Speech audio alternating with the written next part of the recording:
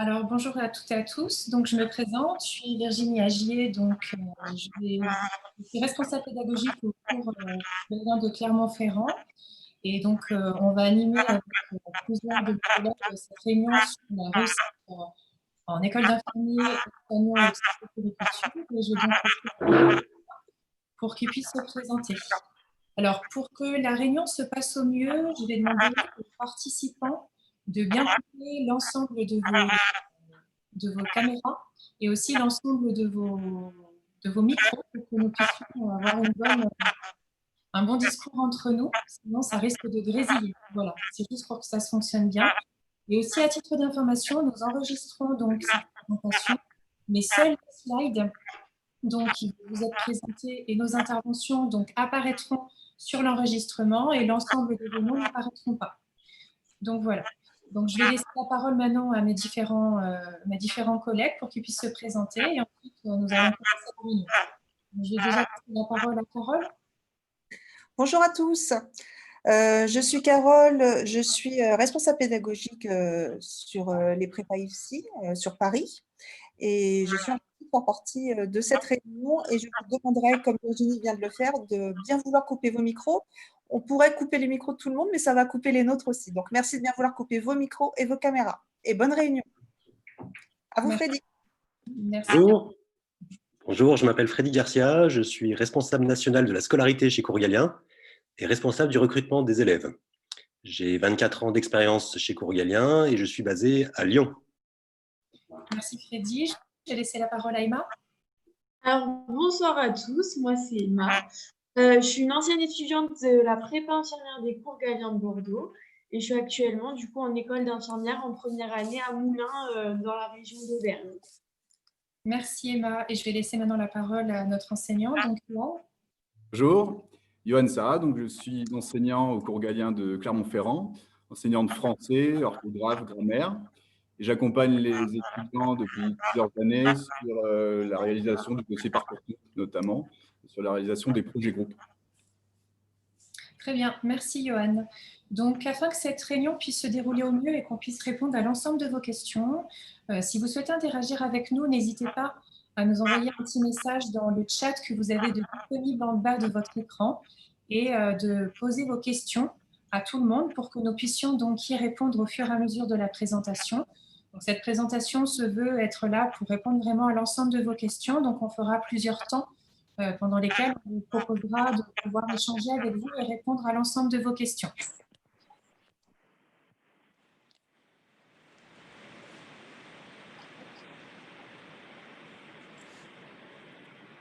Donc, je vais donc vous présenter ce soir avec mes collègues comment réussir sa sélection en école d'infirmier, d'aide-soignant et d'auxiliaire de périculture, donc les différentes modalités d'accès à ces différentes écoles et ensuite un petit peu aussi la connaissance métier. Donc, dans un premier temps, je vais vous expliquer un petit peu les différents métiers. Ensuite, je vous présenterai les nouvelles modalités de sélection, quels sont donc les éléments qu'il faut connaître pour pouvoir donc postuler dans ces différentes formations. Et ensuite, je vous présenterai donc notre accompagnement que nous proposons donc au Cours Galien pour vous expliquer un petit peu comment vous aider et vous aider donc à rentrer dans ces différentes écoles. Donc, pour commencer, on va commencer donc avec la formation d'infirmier. Il faut savoir que l'infirmier est en fait le bras droit, si on peut dire, du médecin. C'est son allié qui est indispensable. C'est lui qui va être garant de la qualité des soins. Il va donc avoir aussi un rôle parfois, notamment dans les écoles, dans les structures d'accueil des personnes, préventifs et informatifs. Et il faut savoir qu'il travaille donc sur la prescription médicale, avec notamment la distribution de médicaments, à titre d'exemple. Il peut aussi pratiquer des injections, des prises de sang, etc. Donc là, ce sont tous les éléments qui vont donc rentrer dans ce rôle.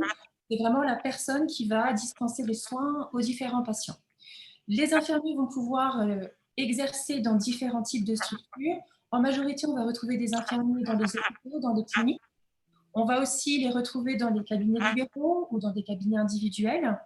On va avoir aussi des infirmiers dans tout ce qui va être les établissements scolaires, lycées, collèges, écoles, dans les services aussi de protection maternelle et infantile, qu'on appelle donc les PMI, mais aussi dans la médecine du travail.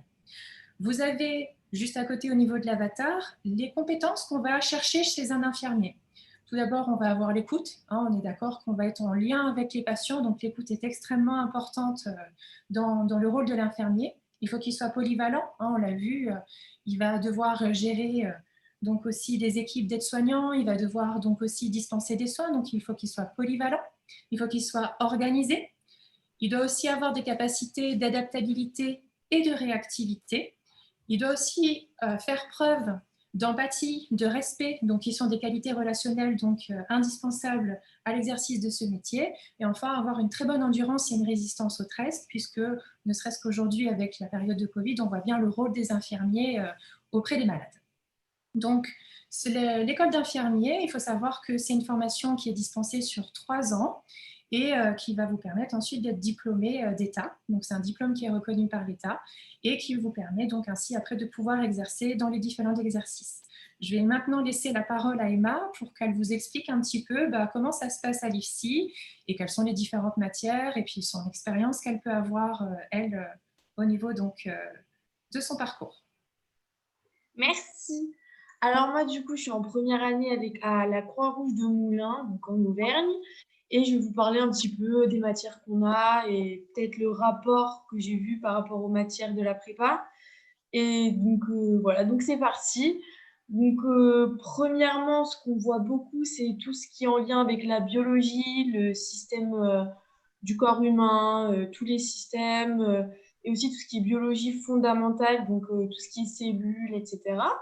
Donc, ça va être une très grosse partie de la première année.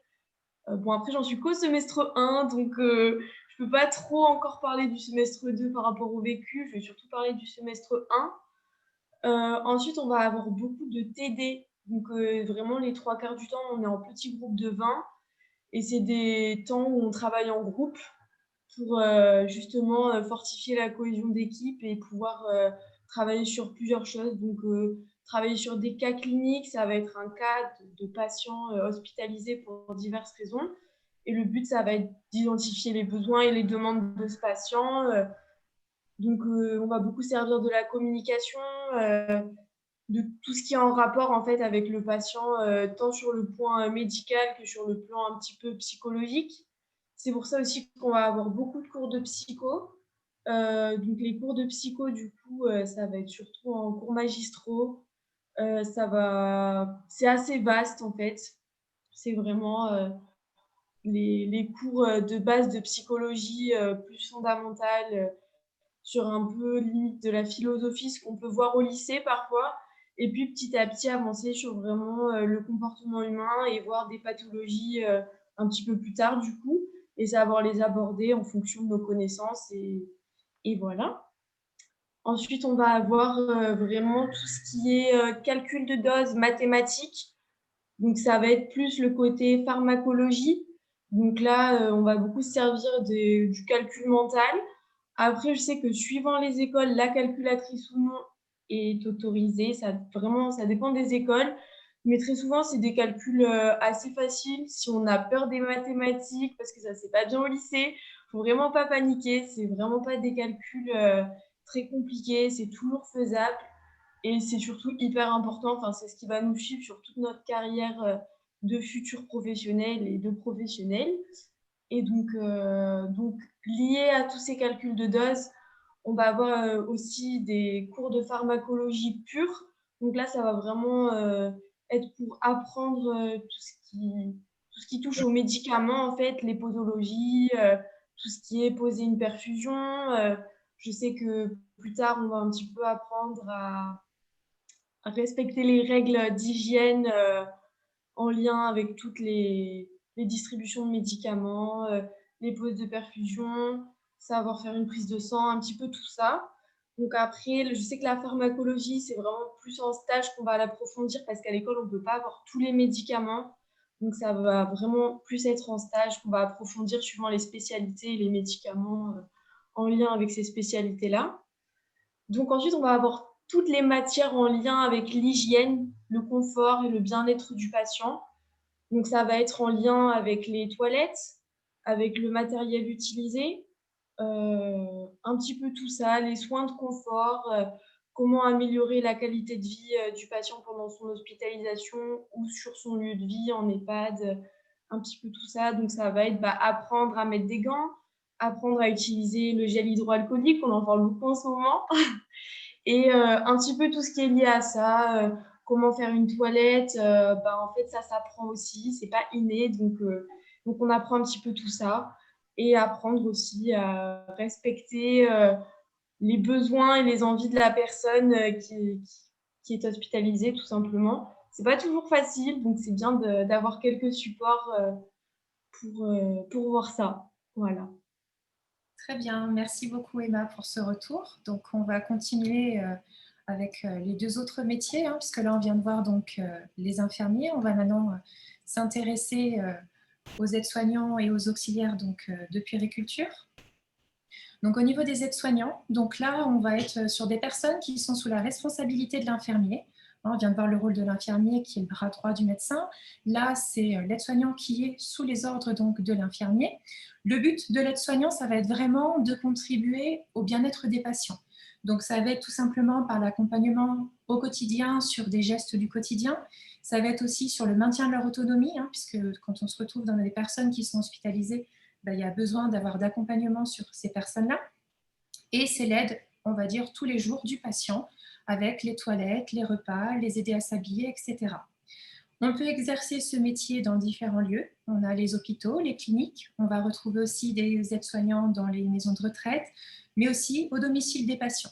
Donc là, les compétences qui vont être recherchées chez les aides-soignants vont être, dans un premier temps, la sociabilité, puisque l'aide-soignant a un lien direct donc, avec les patients. Une organisation, puisque là aussi, pour pouvoir aider l'ensemble des patients pour les toilettes, les repas, s'habiller, etc., ça nécessite que l'aide-soignant donc, soit organisé. Et ensuite, qu'il ait une résistance physique, puisqu'il y a quand même le déplacement de personnes. Donc, même s'il y a des techniques, il faut quand même que la personne elle soit armée pour pouvoir déplacer donc d'autres personnes. Et aussi la résistance psychologique. Si ensuite, maintenant, on s'intéresse donc au dernier métier d'aujourd'hui, qui sont les auxiliaires de puériculture. Donc, les auxiliaires de puériculture, elles vont avoir plus un rôle dans les activités d'éveil, du soin, mais aussi du bien-être, de l'autonomie et du développement de l'enfant. Il faut savoir que les missions donc, de l'auxiliaire de puériculture, elles vont être différentes en fonction de la structure dans laquelle l'auxiliaire de puériculture va travailler. Par exemple, dans les hôpitaux, donc notamment dans les maternités, on va avoir un rôle des gestes et des soins ordinaires donc, au niveau des bébés. On va avoir aussi l'aide des mamans pour l'échange, pour expliquer donc, tout ce qui est attrait autour du nourrisson. Quand on s'intéresse donc plus aux auxiliaires de puériculture qui travaillent donc dans les PMI, on va avoir là plus un rôle d'aide du médecin lors des consultations. On va là aussi avoir des gestions des différents dossiers. Et enfin, dans les différentes crèches, là, on va avoir le retour du rôle des activités d'éveil, du bien-être des enfants, de suivre un petit peu leur évolution au sein de la crèche. Là aussi, on peut exercer ces métiers dans différents lieux. On va retrouver les milieux hospitaliers comme les maternités, les centres de pédiatrie, tout ce qui est pédopsychiatrie aussi, mais aussi dans les établissements d'accueil de la petite enfance, donc les crèches, les haltes-garderies, les centres donc de protection maternelle infantile, les PMI, et les centres médico-sociaux et dans d'autres structures aussi. Là aussi, on va attendre des compétences au niveau donc, des personnes qui souhaitent faire ces métiers. Le premier, ça va être là encore l'écoute, comme pour les aides-soignants, la douceur, puisque on va être aussi avec les enfants, tout comme on va avoir aussi besoin de la vigilance et de la patience vis-à-vis du public qui est visé au niveau donc, des auxiliaires de puériculture. Pour les aides-soignants et les auxiliaires de puériculture, on est sur des formations qui vont durer donc 1 an, qui sont donc accessibles à des personnes qui ont le bac ou pas, et qui vont ainsi permettre après d'être diplômés, là aussi d'un diplôme d'État, donc reconnu par l'État. On va donc maintenant s'intéresser un petit peu aux modalités d'accès. Donc, il faut savoir que jusqu'à aujourd'hui, on était sur des modalités d'accès jusqu'avant 2019 sur concours. Donc, on avait notamment les concours infirmiers qui étaient constitués donc de concours écrits suivis de concours oraux. Sur les aides-soignants et les auxiliaires de puériculture, là, on n'était plus sur des concours oraux. Depuis 2019, il y a eu l'amorcement donc, de réformes sur les métiers du paramédicaux et les infirmiers sont passés donc d'une mode de sélection par concours à un mode de sélection par Parcoursup. Par contre, en 2019, il existait encore les concours d'aides-soignants et d'auxiliaires de puériculture. Depuis donc cette année 2020, on a toujours la sélection des étudiants qui va se faire par Parcoursup et qu'on va détailler juste après. Et on a des nouvelles aussi modalités de sélection, donc pas par via Parcoursup, on va le voir après, pour les aides-soignants, les auxiliaires de puériculture. Ce qu'il faut juste bien retenir, c'est que le nombre d'écoles n'a pas changé, que le nombre de places non plus dans ces écoles n'a pas changé, et que ce n'est pas parce qu'on a changé le mode de sélection qu'on a eu, on va dire, des changements dans le nombre de places qui ont été attribuées. Par contre, ce qu'il faut bien retenir, c'est qu'on a une sélectivité qui est toujours importante, puisqu'avant, on était sur concours, donc les personnes pouvaient avoir l'appréhension du concours et ne se présentaient pas, alors que maintenant qu'on parle de sélection via Parcoursup ou d'un dossier, comme on le verra pour les aides-soignants auxiliaires de puériculture, ça donne plus de possibilités aux gens et ça leur fait moins peur. Mais la sélectivité reste tout autant. Donc, pour débuter, je vais déjà vous redonner quelques dates clés, notamment au niveau du baccalauréat, pour ceux qui sont étudiants en terminale à l'heure actuelle. Donc là aussi, il y a une réforme du bac qui a été effectuée dernièrement. Et je voulais juste vous redonner un petit peu la chronologie de comment ça se passe pendant votre bac via 5 grandes dates clés. La première, ça s'est effectué donc le 15 novembre dernier. Ça a été l'ouverture des banques de sujets, donc des enseignements en contrôle continu. Donc là, vous avez pu accéder à l'ensemble de ces sujets. Ensuite, vous aurez du 15 mars au 17 mars les épreuves de spécialité qui ont été conservées donc, lors de la terminale. Donc là, c'est une échéance qui est plus tôt que le bac comme il était fait avant. Et ensuite, vous allez avoir donc, de avril à juin les épreuves donc, des contrôles continus du tronc commun, donc avec les épreuves d'histoire-géographie, de langue vivante, de l'enseignement scientifique, etc. Là aussi, grande nouveauté du nouveau bac. Du 21 juin au 2 juillet, vous allez avoir les grands oraux donc, qui sont maintenant faits. Et ensuite, vous aurez les résultats du baccalauréat qui seront faits le 6 juillet. Donc, en parallèle, je vous ai mis aussi les grandes dates de Parcoursup, puisque Parcoursup va venir s'intégrer dans cette année déjà bien chargée et va là aussi avoir des dates clés qu'il faut retenir. Donc, c'est surtout pour les infirmiers qui ont une sélection via Parcoursup. Donc, la première grande date clé, elle va arriver bientôt, c'est le 21 décembre, avec l'ouverture du site sur lequel vous pourrez trouver toutes les informations. Donc, je vais vous montrer comment déjà, avant le 21 décembre, retrouver toutes les informations qui peuvent vous intéresser sur vos formations. Ensuite, à partir du 20 janvier, il va y avoir l'ouverture des vœux. Donc là aussi, pareil, on va redéfinir un petit peu après qu'est-ce qu'un vœu. Là, les étudiants vont donc pouvoir émettre le vœu jusqu'au 11 mars. À la date du 11 mars, Parcoursup clôturera les souhaits de vœux des différents étudiants. Ensuite, entre le 11 mars et le 8 avril, on va avoir la possibilité de pouvoir compléter son dossier sur Parcoursup. Et enfin, à la date du 8 avril, plus aucun chemin ne sera fait. Ensuite, vous aurez les premiers résultats qui tomberont à partir du 27 mai et qui s'échelonneront à peu près jusqu'en septembre. Voilà. Alors, pour commencer, pour vous parler un petit peu de la plateforme Parcoursup et vous la présenter, je voulais déjà vous présenter comment y accéder et comment trouver des informations sur les formations qui peuvent vous intéresser. Donc pour ça, je vous invite à aller tout simplement sur un moteur de recherche, de taper donc Parcoursup. Là, vous avez accès donc au site Parcoursup. Faites attention que ce soit bien le site Parcoursup. Parfois, apparaît d'autres sites.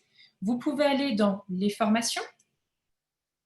Et ici, vous pouvez faire rechercher une formation. Donc, on va par exemple prendre l'IFSI de Emma. On va chercher donc l'IFSI de Moulins. Et voyez, vous pouvez avoir l'information. Quand vous tapez que IFSI, vous allez avoir tous les IFSI qui existent sur toute la France. Mais après, vous pouvez cibler en fonction, par exemple, d'un IFSI qui vous intéresserait, dans lequel vous souhaiteriez postuler. Là, vous allez déjà avoir plusieurs informations qui vont donc s'afficher. Déjà, la localisation de l'IFSI sur une carte de France. Ensuite, vous allez avoir le taux d'accès, c'est-à-dire le pourcentage d'étudiants qui vont rentrer à l'intérieur de l'école, le nombre de places aussi qui sont donc attribuées dans cette école-là, et aussi autre information très importante, puisque vous pouvez avoir tous des parcours qui sont différents, des parcours du général, de bac professionnel, de bac technologique.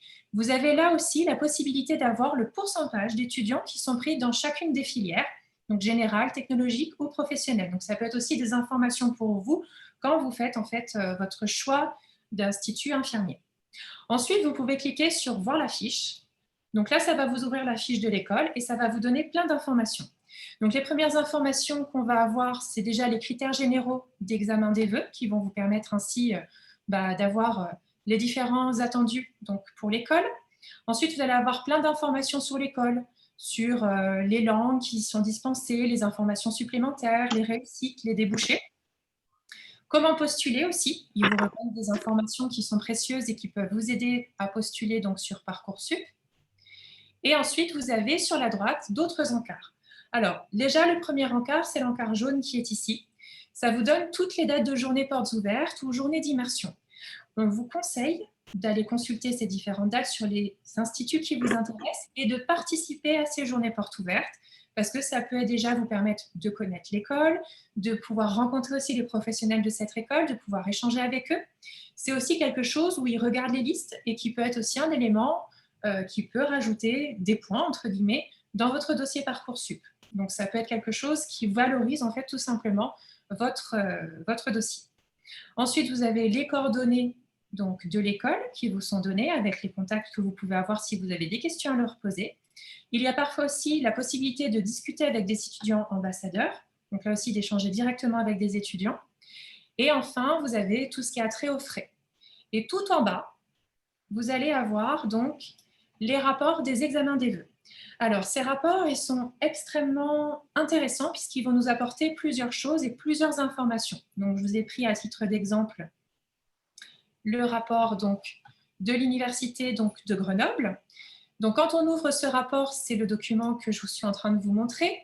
On va donc déjà avoir, si c'est un regroupement, l'ensemble des écoles dans le regroupement. Donc, je vous expliquerai un petit peu après qu'est-ce qu'un regroupement et qu'est-ce que ça représente sur Parcoursup. Donc, si là, par exemple, on s'intéresse au regroupement d'écoles d'infirmiers à l'Université de Grenoble, on a donc l'ensemble de ces instituts qui vont exister. Là, vous allez avoir des informations sur le nombre de vœux confirmés qui ont été émis sur Parcoursup pour ces différents, donc ici. Et ensuite, vous allez avoir aussi le rang des derniers admis qui ont été acceptés via Parcoursup, donc sur chacune des écoles. Donc, vous voyez que c'est différent en fonction des écoles. Ensuite, vous allez avoir d'autres informations sur ces rapports. Vous allez avoir donc les attendus nationaux qui vont vous rappeler ce qui va être important à mettre dans vos dossiers. Vous aurez ensuite des descriptions sur l'ensemble des écoles. Donc là, je vais passer assez vite, mais après, chaque école redonne des informations donc, sur ce qu'elle veut communiquer. Vous voyez, vous avez pour toutes les écoles des petits descriptifs. Et ensuite, vous avez encore les modalités d'examen des vœux, quels sont les éléments qui sont importants, quels sont les éléments à prendre en considération. Et vous allez avoir aussi, donc, si c'est l'utilisation ou non d'un algorithme, donc il faut savoir que sur les instituts infirmiers, il va y avoir donc des algorithmes qui vont permettre une première sélection des étudiants. On reviendra dessus juste après. Et ensuite, des petites informations qui sont données aux candidats pour valoriser leur candidature. Et enfin, ce qui va être très important, c'est les tableaux que vous allez avoir aussi à la fin des rapports qui vont reprendre l'ensemble des critères qui sont attendus sur Parcoursup et qui vont, en fonction donc des regroupements, vous donner quels sont les degrés d'importance de ces critères. Donc, on voit qu'on va avoir soit important, complémentaire, essentiel. Et en fait, pour chaque regroupement, pour chaque école, ces critères vont être différents et les exigences vont être différentes. Donc, il est important, quand vous construisez votre souhait d'orientation vers les infirmiers, de bien consulter l'ensemble de ces rapports pour vous donner l'ensemble des informations qui sont nécessaires pour postuler à ces différentes écoles. Donc, ici, vous avez un bon exemple de ce qui est attendu. Donc, on voit que, par exemple, au niveau des notes du bac, des bulletins de première, etc., c'est quelque chose qui est important. Que sur la qualité, par exemple, rédactionnelle, comment structurer, articuler donc ces idées, là, c'est quelque chose qui devient essentiel. Et on peut comme ça prendre chacun des critères et avoir ces informations-là pour postuler. Donc, si on revient un petit peu donc, à ce que j'étais en train de vous présenter. Donc, je vous ai parlé tout à l'heure de vœux. Qu'est-ce que c'est qu'un vœu? C'est tout simplement le choix sur Parcoursup d'une formation. Ensuite, je vous ai parlé aussi, je vous ai donné l'exemple là du regroupement difficile de l'Université de Grenoble. Je vous ai dit que c'était un regroupement. Quand on choisit un regroupement, là aussi, c'est un vœu. Donc, pour vous illustrer le vœu, le sous-vœu, le regroupement, je vais vous donner donc un exemple. Si on prend l'exemple du regroupement d'Institut infirmier de l'Université de Clermont-Auvergne, on va avoir à l'intérieur donc de ce regroupement 6 écoles, donc l'IFSI de Montluçon, de Vichy, de Moulins, d'Aurillac, du Puy et de Clermont-Ferrand. Si sur Parcoursup, vous choisissez ce regroupement-là, ça vous prendra automatiquement un vœu. Ensuite, à l'intérieur de ce vœu, vous aurez la possibilité de postuler à 1 ou 6 écoles. Et à ce compte-là, ce seront donc des sous-vœux. Donc ici, dans le regroupement d'IFSI d'Université Clermont-Auvergne, vous pourrez postuler à 1 jusqu'à 6 vœux possibles. Donc il faut savoir, en règle générale, que sur Parcoursup, vous aurez la possibilité d'émettre jusqu'à 10 vœux, auxquels pourront s'ajouter 10 vœux supplémentaires pour l'apprentissage, pour les voies donc d'accès par l'apprentissage. Au maximum, vous aurez la limite des sous-vœux qui est à 20. Et enfin, il faut savoir qu'on a une règle supplémentaire pour les formations du paramédical et plus particulièrement pour les instituts infirmiers, puisqu'on peut faire seulement 5 sous-vœux. 5 vœux, pardon. Donc voilà pour les éléments donc, sur Parcoursup. Alors, on va maintenant s'intéresser à aller détailler un petit peu plus l'ensemble des sélections pour les infirmiers et ensuite on fera la même chose sur les aides-soignants et les auxiliaires de puériculture. Alors, si on commence avec la sélection sur les infirmiers, il faut donc savoir, on vient de le voir quand on allait sur Parcoursup, il existe donc 325 écoles sur l'ensemble du territoire français. Si on dénombre le nombre de places totales, on va avoir 25 450 à peu près places. Et il faut savoir que c'est une formation qui est extrêmement demandée depuis qu'elle est sur Parcoursup, puisque ça représente le premier vœu chez l'ensemble des étudiants en 2020 sur Parcoursup avec plus de 612 000 vœux. Donc, pour vous donner un petit peu une idée de la sélectivité que cela peut donner, c'est que, par exemple, si on prend le nombre d'étudiants qui ont été appelés en phase principale par rapport au nombre de vœux confirmés, donc tout à l'heure, je vais vous redonner l'exemple pour que vous puissiez mieux visualiser avec l'exemple du rapport. Donc ici, c'est le nombre de vœux confirmés par rapport au rang du nombre d'admis. On peut ainsi établir un pourcentage de sélectivité. Donc on peut le faire pour chacune des écoles, qui vont vous donner comme ça la sélectivité de chacune des écoles. Et si on fait sur l'ensemble des écoles, ça représente en tout à peu près 30% de sélectivité. C'est ce que je vous ai indiqué ici donc, sur la présentation. Donc, c'est quand même une formation qui est extrêmement sélective et où on ne rentre pas facilement. Donc, pour résumer, on va donc ici avoir une formation qui est paramédicale. Donc, on va avoir 5 vœux au maximum. Je vous le redis, un groupement égale un vœu, puisque beaucoup d'ici sont regroupés sous forme de regroupement. On vient de le voir, pour les universités, en fait, chaque IFSI qui dépend d'une université sont sous la forme d'un regroupement dépendant de cette université-là. Et donc, comme dans chaque regroupement, on a plusieurs IFSI, il y a possibilité donc de pouvoir faire des sous-vœux à l'intérieur. Alors maintenant, on va s'intéresser donc un petit peu plus aux attendus nationaux et je vais donc laisser la parole à notre enseignant, donc Johan, qui va vous présenter ça. Merci bien. Alors oui, effectivement, donc, comme on le rappelait tout à l'heure, il y a un certain nombre d'attendus nationaux de la part des IFSI. Alors, est-ce que Virginie, tu peux partager? Merci. Donc, on en compte 5 en l'occurrence, qu'on va vous présenter. Merci beaucoup. Donc, des attendus nationaux, effectivement. Dans un premier temps, l'intérêt pour les questions sanitaires et sociales, c'est-à-dire un ensemble de connaissances dans le domaine sanitaire, médico-social, social, des connaissances sur le métier en lui-même. Dans un second temps, les qualités humaines et les capacités relationnelles. On a insisté un petit peu sur ce point au début, donc, qui correspondent à peu près aux aptitudes à faire preuve d'attention à l'autre, à collaborer, à travailler en équipe, à développer son empathie aussi, son écoute, voilà, qui sont des termes clés, des qualités essentielles hein, pour un infirmier. Ensuite, les compétences en matière d'expression orale et écrite. Donc, on attend d'un infirmier qu'il ait une bonne maîtrise du français, que ce soit à l'oral, à l'écrit, en rédaction, hein, une bonne maîtrise de son langage à l'écrit et à l'oral, donc. Ensuite, les aptitudes à la démarche scientifique et la maîtrise des bases de l'arithmétique, donc avec ces aptitudes à produire un raisonnement logique, un raisonnement scientifique, à se confronter à des sujets d'actualité sanitaires, sociaux et scientifiques, et donc cette maîtrise des bases de l'arithmétique également. Et enfin, les compétences organisationnelles et le savoir-être. Donc, vous voyez des choses qui sont très importantes, donc la rigueur, la méthode, l'assiduité, l'autonomie, etc. Voilà, qui sont des choses à développer. Pour répondre un petit peu à une question qui est revenue, pour se démarquer, donc c'était un petit peu ça la question, pour se démarquer sur Parcoursup, il faut avoir connaissance donc, de ses attendus et essayer d'y faire correspondre au maximum en fait ces aptitudes qu'on développe, alors soit qu'on a développé dans son parcours scolaire ou dans son parcours professionnel, mais qu'on développe aussi dans la vie de tous les jours et qu'on peut mettre en avant de différentes façons. Donc, c'est aussi à ça que sert le dossier Parcoursup et c'est comme ça qu'on s'y démarque. Alors, ce dossier Parcoursup, il est constitué de plusieurs rubriques que je vais vous présenter.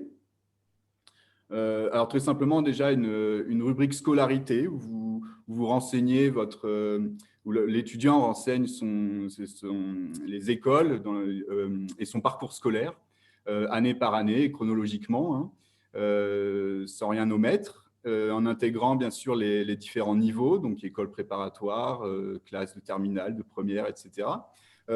Ainsi que les séries ou les filières, donc filière IFSI dans le cadre d'une école préparatoire ou alors filière S par exemple, puis les établissements avec leur ville, les langues, les options, etc. À cela s'ajoute bien sûr les bulletins scolaires qu'il faut saisir. Les vœux dans un second temps, une seconde rubrique donc, sur laquelle on vient de discuter ensemble. Et puis donc le projet de formation motivée qui est à saisir en 1500 caractères, qui est un petit peu différent de la lettre de motivation, même si il en reprend quelques éléments essentiels, mais qui correspond en fait justement à cette argumentation de la part de l'étudiant, de son parcours professionnel et de ses motivations, de son dévouement ou son futur dévouement pour le métier, et qui donc doit être renseigné correctement et ne surtout pas être négligé. Encore une fois, on peut consulter les rapports pour avoir un certain nombre de mots-clés et de décrypter un petit peu les attendus de chaque école pour remplir au mieux ce projet de formation motivée.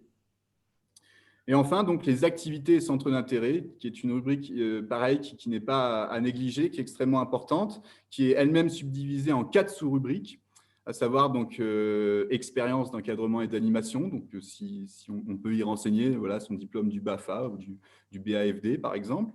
L'engagement citoyen, donc, qui prend en compte notamment le service civique, la vie lycéenne ou la vie dans son école, le bénévolat, les investissements dans les associations, dans les clubs sportifs. Ensuite, les expériences professionnelles et stages que vous pouvez renseigner.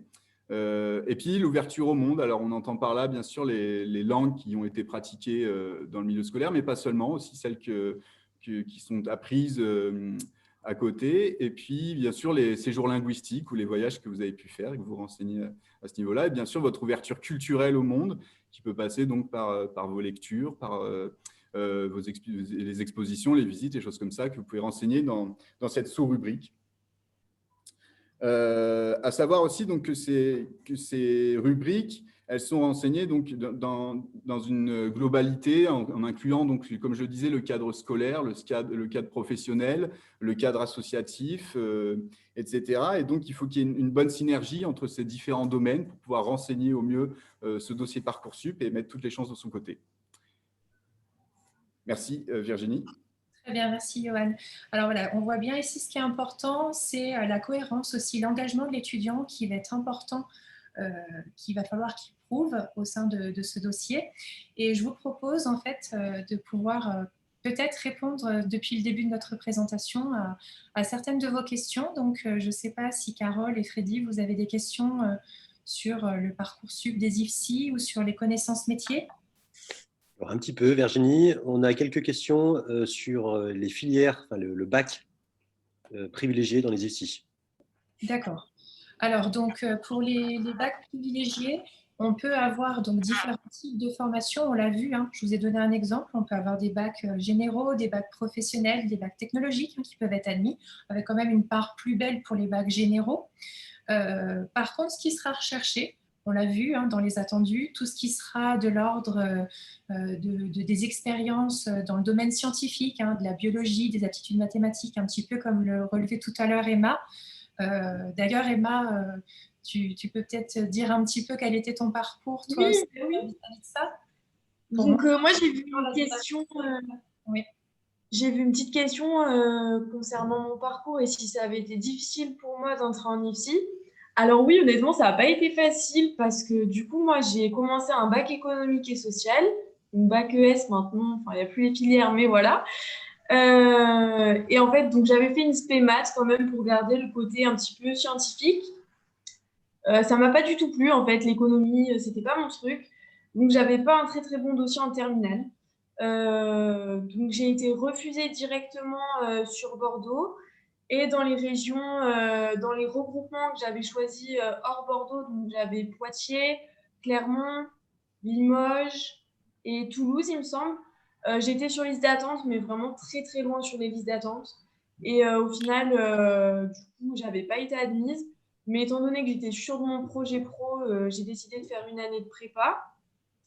Cette année de prépa qui s'est vraiment très très bien passée. Enfin, mes résultats avaient bien augmenté. J'avais fait pas mal de semaines de stage et j'avais adoré. Donc j'ai recandidaté cette fois sur Parcoursup en demandant des régions différentes.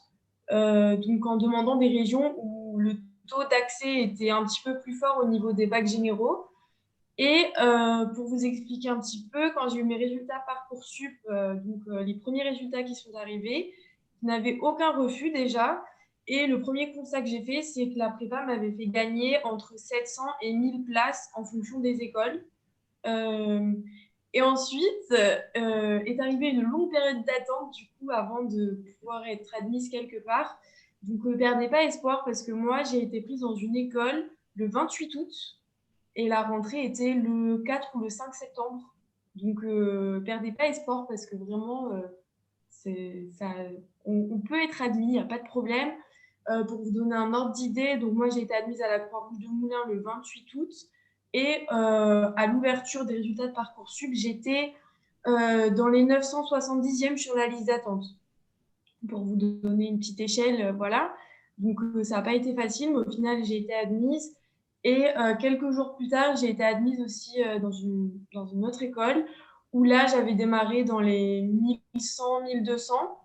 Et j'ai été admise une semaine plus tard, mais les cours avaient déjà commencé. Donc, j'ai préféré partir sur l'école de Moulins où les cours n'avaient pas encore commencé.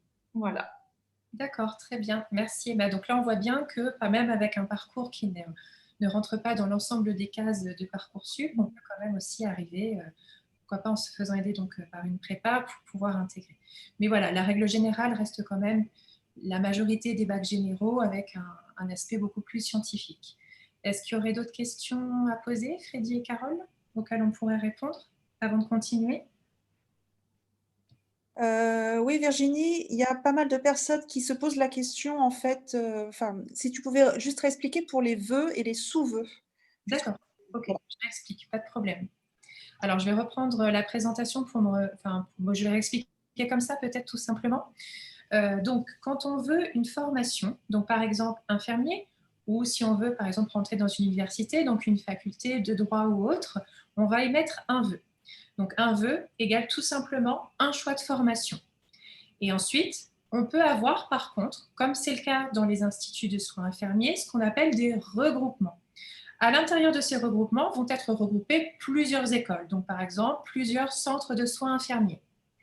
Et donc là, quand on postule après sur chacune de ces écoles présentes dans un regroupement, quand on postule au regroupement, ça correspond donc à un vœu. Et ensuite, chaque école, quand vous y postulerez, correspondra à un sous-vœu. Donc, on aura le choix d'avoir 10 vœux, 10 choix de formation, avec au maximum, par exemple pour les infirmiers, 5 vœux dans un institut ou un regroupement infirmier. Et ensuite, vous aurez la possibilité, si vous avez postulé à un vœu qui est un regroupement, de pouvoir choisir des sous-vœux à l'intérieur. Est-ce qu'il y aurait d'autres questions ? Virginie, on a quand même quelques questions sur les reconversions professionnelles. Donc, des gens qui ont quitté le bac il y a quelques années et qui se posent la question de pouvoir accéder à Parcoursup, Parcours Plus. Voilà. Alors, voilà. Effectivement, pour des personnes qui sont en reconversion, qui ne sont pas donc étudiants à l'heure actuelle, qui ont travaillé, qui ont eu des expériences professionnelles, Il existe une autre plateforme que Parcoursup qui s'appelle Parcours Plus, qui est à peu près équivalente à celle de Parcoursup, où on peut là aussi intégrer cette formation-là pour pouvoir là aussi postuler et rentrer dans les différents instituts de formation. Donc, il y a aussi possibilité pour les personnes en reconversion. Je module juste le propos et on le verra juste après, ça fait partie de notre présentation.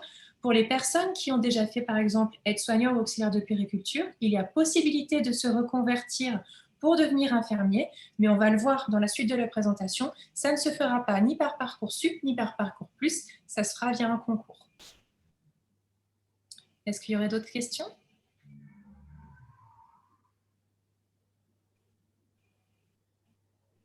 Virginie, on est toujours un petit peu sur les spécialités. Quelle spécialité retenir? Est-ce qu'il faut garder la SVT parce que j'ai la SVT? Si je n'ai pas la SVT, est-ce que c'est compliqué pour moi? Ok, pas de souci. Alors, pour les spécialités, il n'y a rien de dramatique si vous n'avez pas, par exemple, retenu la SVT. Ça peut être un plus dans votre parcours. Après, si vous avez un aspect scientifique, comme par exemple de la physique-chimie ou des mathématiques, ça reste quand même des éléments qui peuvent rentrer et qui peuvent être donc nécessaires pour rentrer à l'intérieur de l'IFSI. Si vous avez abandonné la SVT, ce n'est pas dramatique, ça ne vous empêche pas de rentrer dans un institut de soins infirmiers. Peut-être qu'il faudra vous faire accompagner par une école prépa comme Galien pour vous aider, mais ça n'est pas rédhibitoire non plus pour rentrer dans les écoles. Est-ce qu'il y aurait d'autres questions, Freddy, Carole? Pour le moment, je pense qu'on a répondu à peu près à tout. Alors, on reprendra un petit peu plus tard. Hein, n'hésitez pas si vous avez des questions qui vous viennent. On fera le point un petit peu plus tard. D'accord? On a peut-être une question là. Il y a 2 questions ou 3 qui viennent en privé aussi sur les bacs pro. Oui, alors sur les bacs professionnels, il y en a qui sont pris. Peu importe le bac professionnel. Nous, par exemple, on a eu l'expérience ces 2 dernières années puisqu'on accompagne les étudiants qui ont fait des bacs professionnels et on a des bons taux d'intégration des écoles d'infirmiers dans les bacs professionnels aussi. Alors après, ça dépend des bacs professionnels. Ceux qui vont être en lien, par exemple, à l'aide à la personne, au service à la personne, vont pouvoir faire valoir aussi ce savoir pour entrer. Mais voilà, je ne dis pas que c'est la voie d'accès la plus facile pour intégrer un institut infirmier, mais ce n'est pas rédhibitoire. Merci Virginie, je pense que tu peux continuer sur ta présentation. Très bien, merci. Alors, donc on va reprendre. Donc là, on vient de vous présenter donc, la sélection via Parcoursup pour les infirmiers. On va s'intéresser maintenant justement, c'était l'objet d'une de vos questions, sur les reconversions. Donc, il faut savoir pour que les infirmiers qui sont en reconversion, donc comme je vous le disais tout à l'heure, des personnes qui ont été aides-soignantes, auxiliaires de puériculture, qui au bout de 3 ans d'exercice souhaiteraient réintégrer les écoles d'infirmiers, il y a possibilité de les réintégrer, mais cette fois-ci, ce ne sera pas donc via Parcoursup, comme je vous l'expliquais tout à l'heure, mais ça sera par concours. C'est la même chose aussi pour les personnes qui souhaiteraient intégrer les infirmiers des forces armées. Donc là, c'est spécifique. Il y a une école qui existe. Il faut savoir donc que cette école, elle est basée à Lyon, qu'il y a à peu près 80 places et qu'il y a à peu près 2700 candidatures. Donc, c'est quand même un concours qui est sélectif. Que ce soit pour l'infirmier des forces armées ou les infirmiers en reconversion, on va donc avoir 2 épreuves. La première, ce sont 2 épreuves écrites d'admissibilité, avec déjà une première épreuve qui va être sur un domaine sanitaire et social, où on va demander du rédactionnel, des questions qui vont être posées sur ce thème-là. On va avoir ensuite une épreuve plus d'aptitude mathématique. On l'a vu, c'est des choses qui sont importantes, qui sont recherchées sur les métiers d'infirmier. Et ensuite, le deuxième bloc où on va aller chercher les performances chez les candidats vont être l'entretien d'admission. Lors de cet entretien, l'étudiant va donc tirer au sort un thème sanitaire et social. Il va avoir un temps de préparation et ensuite, il exposera ce thème devant un jury. Et ensuite, sera suivi des questions et un entretien de motivation pour valider donc ou non la candidature de l'étudiant dans ces écoles. Il faut savoir que pour les infirmiers des forces armées, vont aussi être ajoutées 4 épreuves sportives obligatoires, avec notamment de la course à pied, de la natation et ensuite des épreuves de force. Donc ça, c'est pour les infirmiers donc des forces armées et les infirmiers en reconversion. On a là encore le maintien des concours. Si maintenant on s'intéresse aux aides-soignants et auxiliaires de puériculture. Donc tout à l'heure, je vous l'ai dit, jusqu'à cette année, on avait des concours et ils ont disparu au profit donc d'une sélection déjà dans un premier temps sur un dossier. Alors ce dossier, il est constitué de quoi? Il va être constitué d'un curriculum vitae, d'une lettre de motivation, mais aussi d'une analyse de situation personnelle ou professionnelle. Alors, qu'est-ce que c'est que cette analyse? C'est tout simplement de prendre un événement que l'étudiant a rencontré au cours soit d'un stage ou alors dans sa vie personnelle, et ensuite de l'énoncer, de le présenter et d'en faire une analyse. Donc, ça va être de prendre du recul par rapport à la situation, de voir un peu comment la situation s'est faite et comment on aurait pu proposer d'autres choses. Donc, c'est vraiment une analyse d'une situation qui est en lien avec votre futur métier et de savoir prendre du recul par rapport donc à cette situation et de l'analyser tout simplement. Les dossiers donc sont ensuite envoyés aux écoles et ensuite les écoles vont convoquer pour des épreuves orales d'admission. Donc là, ces oraux vont porter sur déjà la motivation de l'étudiant, sur les connaissances du métier, ça peut être aussi sur des thèmes sanitaires et sociaux. Donc c'est un échange qui va permettre de pouvoir connaître la motivation de l'étudiant et savoir s'il est intégré ou non à la formation. Juste pour que vous le sachiez, il faut savoir qu'il faut compléter un dossier pour chaque institut de formation d'auxiliaire de puériculture et chaque institut de formation d'aide-soignant. Il faut vraiment déposer un dossier spécifique pour chacune des écoles. Donc, c'est quelque chose qu'il faut prendre en considération. Si vous voulez postuler à 2 écoles, il faut faire 2 dossiers. Si vous voulez postuler à plus, il faudra faire un dossier pour chaque école, puisque chaque école a son propre système de sélection des étudiants. Est-ce qu'il y aurait donc des questions un petit peu sur la sélection des différents... sur les concours ou sur la sélection des aides-soignants auxiliaires de puériculture? Alors, tout à l'heure, quelqu'un a fait un petit amalgame. Il faut bien faire la différence entre une auxiliaire de puère et une puéricultrice. Oui, c'est pas pareil, oui, effectivement. Là, on est beaucoup dans les questions sur les différents bacs, mais on en a parlé un petit peu tout à l'heure. Et certains de nos participants viennent de PACES. D'accord.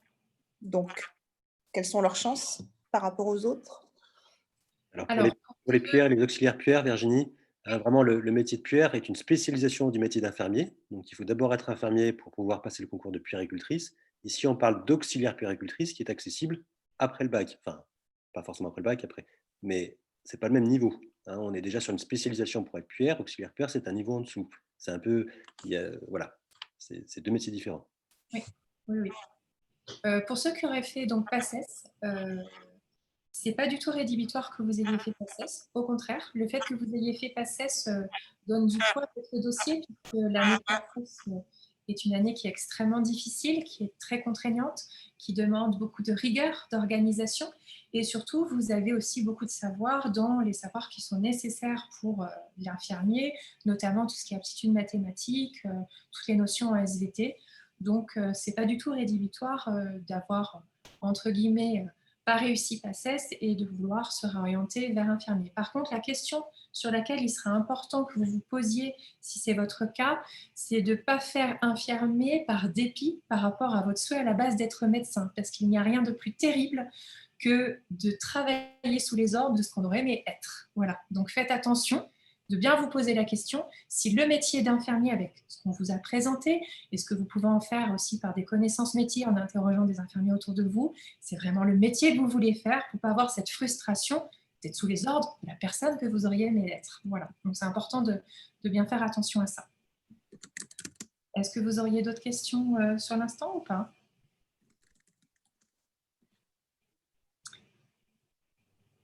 Carole, Freddy, c'est bon pour vous? Oui, Virginie, excuse-moi. Oui. On a réussi à répondre en privé, je pense. On répond petit à petit en privé. Pas de souci. Une petite aparté, puisque justement, on nous pose cette question-là. Donc, effectivement, il y a plusieurs spécialités après la formation des 3 ans en tant qu'infirmière. Donc, effectivement, quelqu'un me demande pour être anesthésiste, oui, mais ça, c'est après, comme cadre de santé, comme bloc opératoire. Donc, ça, ce sont des spécialisations de l'IDE, de l'infirmière diplômée d'État. Donc, c'est après les 3 années d'études. D'accord, très bien. Merci, Carole. Là, Virginie, on commence à avoir pas mal de questions sur comment y arriver, que fait notre prépa, qu'est-ce qu'il faut faire, comment intégrer l'école. Je vais présenter maintenant. Voilà. Donc, je vais vous présenter tout ça.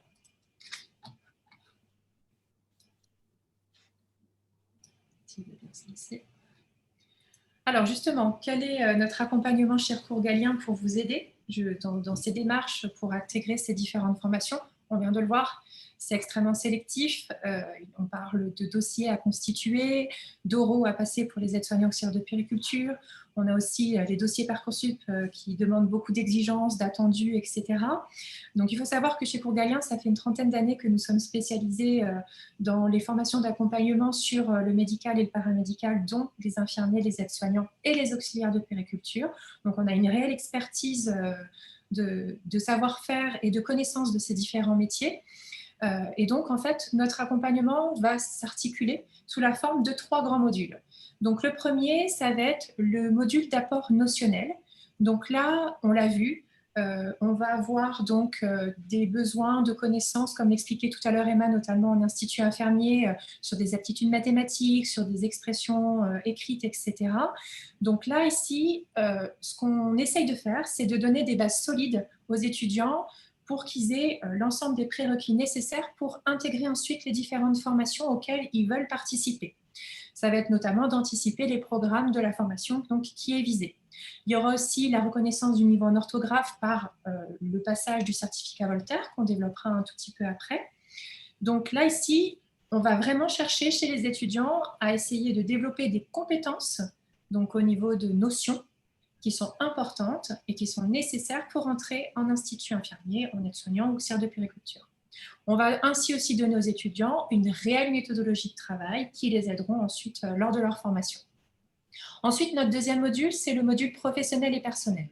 Donc là, c'est un module qui va vraiment permettre de construire l'orientation et de construire le projet de l'étudiant. On va le voir donc par des stages en immersion professionnelle, de la connaissance métier aussi avec des rencontres de professionnels, des projets de groupe qu'on va vous expliquer un petit peu après.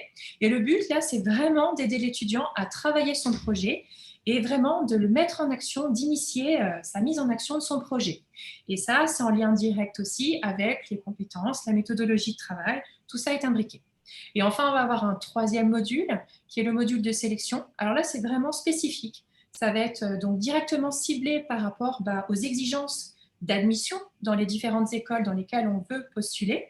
Donc là, on va aider notamment dans le cadre d'une sélection via Parcoursup à la rédaction des différentes rubriques de Parcoursup, notamment le fameux projet motivé.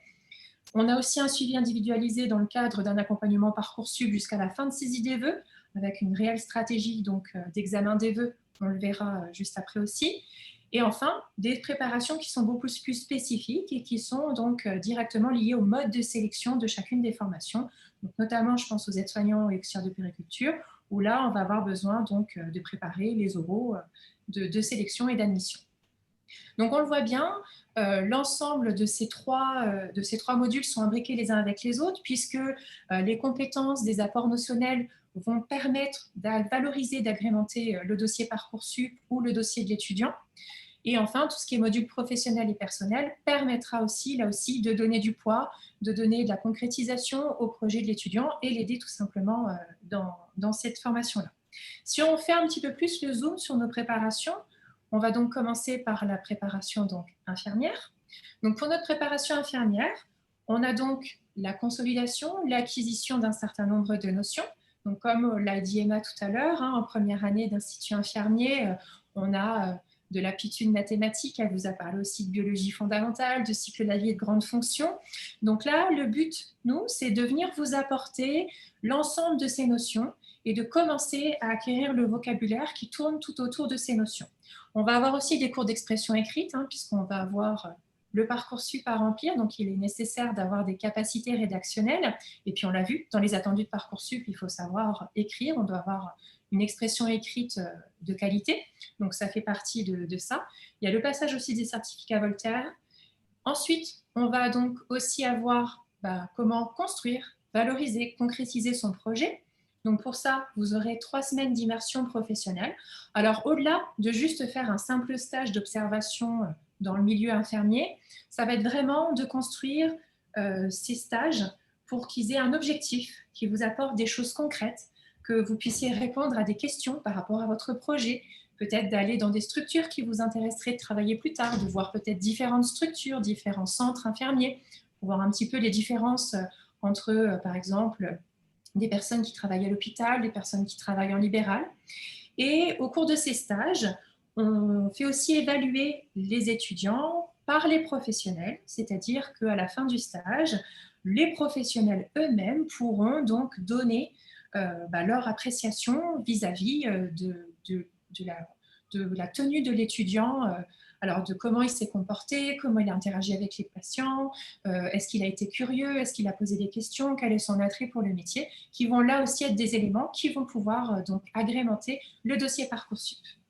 Et ensuite, donc, on va avoir aussi les projets de groupe. Et pour expliquer les projets de groupe, je vais passer la parole donc à Johan Sarah, qui sait très bien.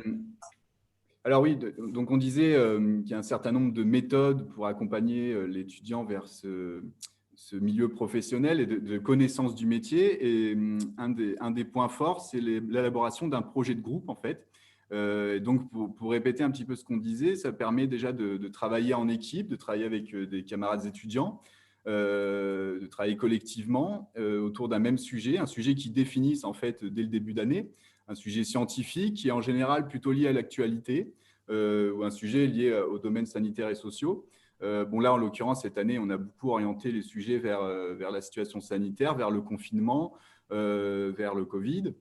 Ensuite, au-delà de ce projet de groupe, alors qui conduit déjà à un exposé en fin de parcours pour rendre compte du travail, des recherches, pour donner des résultats aussi de ces recherches-là. Au-delà de cet exposé, les étudiants sont sollicités à différents niveaux, notamment sur un engagement citoyen, j'en parlais un petit peu tout à l'heure. Alors, par exemple, ce qui se fait très souvent, c'est de prendre contact avec les établissements français du sang pour mettre en place des dons du sang, par exemple, voilà, qui fait partie du projet groupe comme engagement citoyen. Aussi de réaliser des sondages ou d'aller à la rencontre de professionnels, des choses comme ça. Au-delà de ça, bien sûr, de travailler d'un point de vue théorique, donc de se confronter à des corpus, à des littératures scientifiques, d'aller chercher, localiser des informations, savoir les utiliser correctement, les appréhender correctement. Alors, en plus de ce projet de groupe, on dispense des cours d'expression orale, notamment par des modules de prise de parole en public. Alors voilà, où on fait des exercices d'expression orale, d'expression corporelle. On va travailler aussi le comportement de l'infirmier, du futur infirmier. Donc, on va travailler sur ses postures, on va travailler sur son dialogue, on va travailler sur ses relations avec autrui, avec l'autre, avec ses camarades. On va travailler sa parole, sa communication. Voilà, et puis donc, comme on l'expliquait aussi, dans notre accompagnement, on propose donc ce travail, bien sûr, d'expression écrite et de français.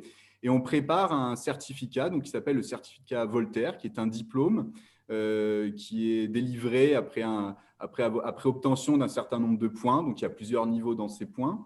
Mais en tout cas, ce certificat-là est délivré après un passage, un examen auquel on prépare et qui est délivré pour 4 ans. Et donc, ça constitue vraiment un plus pour le CV. Dans le sens où il valide ce certificat un certain nombre de compétences rédactionnelles, orthographiques, etc., qui est très remarqué en général dans les CV et dans les dossiers Parcoursup. Alors nous, notre accompagnement sur ce certificat Voltaire, il se situe à 2 niveaux. Alors bien sûr par des cours en classe avec les étudiants, donc parfois sous forme de petits groupes, parfois sur des modules en classe, et puis aussi via une plateforme donc, qui s'appelle le projet Voltaire, sur laquelle on accompagne directement les étudiants qui peuvent faire un entraînement personnalisé qui permet aussi de faire un travail beaucoup plus individualisé avec l'étudiant, voilà, pour l'emmener au maximum du pourcentage et de points qui sont demandés pour le certificat Voltaire. Au-delà de ça, donc on accompagne l'étudiant bien sûr sur cette rédaction du dossier Parcoursup, depuis le début de l'année jusqu'à la saisie des différentes rubriques, les rédactions des rubriques. Donc, on essaie d'accompagner depuis le début en essayant de garder cette cohérence-là. On les aide à rédiger ce projet, à ces rubriques, en travaillant bien sûr sur l'expression écrite, sur la rédaction, en faisant des petits exercices, des petits jeux autour de ces choses-là. Et au-delà de ça, on les aide à formuler, verbaliser leurs projets professionnels, exprimer leur motivation aussi, donc via ce projet de formation motivée. en essayant d'enrichir encore une fois leur connaissance du métier de différentes façons. Et donc, pour aboutir à cette rédaction du dossier et en valorisant les expériences. Et puis, on a une stratégie donc, des vœux qui consiste à vraiment, ensemble, en classe et en cours, à les décrypter des attendus de différentes IFSI qui peuvent intéresser les étudiants et donc d'essayer d'y répondre au mieux via leur portrait qui serait le plus personnalisé possible, le plus dynamique et qui maximiserait leurs chances vraiment de rentrer en école. Voilà, donc c'est cet accompagnement-là qu'on propose, qui est assez polyvalent finalement, puisque on s'intéresse autant à la dynamique de l'étudiant qu'à sa façon d'appréhender le métier, la façon de le théoriser aussi. Voilà, merci. Merci, Johan. Alors, on peut peut-être aussi maintenant laisser la parole à Emma pour qu'elle nous dise un petit peu, elle qui a suivi justement notre prépa infirmier l'année dernière sur Bordeaux, quel a été ton ressenti, quelle a été ton expérience et qu'est-ce que la prépa Galien a pu t'apporter? Alors, donc moi personnellement, déjà sur le plan théorique, ça m'a apporté énormément de connaissances. Je vous ai dit, je sortais d'un bac économique et social, donc tout ce qui était la biologie, les mathématiques, j'étais pas mauvaise, mais ça correspond pas du tout aux mathématiques qu'on voit au lycée. Donc c'était vraiment un nouveau départ, on va dire, scolairement parlant. Donc j'ai pu apprendre beaucoup de choses qui me servent énormément pour ma première année, qui est assez chargée. Donc, ça me fait gagner du temps. En fait, tout ce qui est psychologie, biologie, calcul de doses en maths, ça me fait gagner du temps sur le reste, sur ma première année, parce que vraiment, ça m'aide beaucoup. Et après, sur le plan… alors, tout ce qui était travaux de groupe, ça m'a énormément appris aussi, parce qu'au lycée, on ne fait pas énormément de travaux de groupe.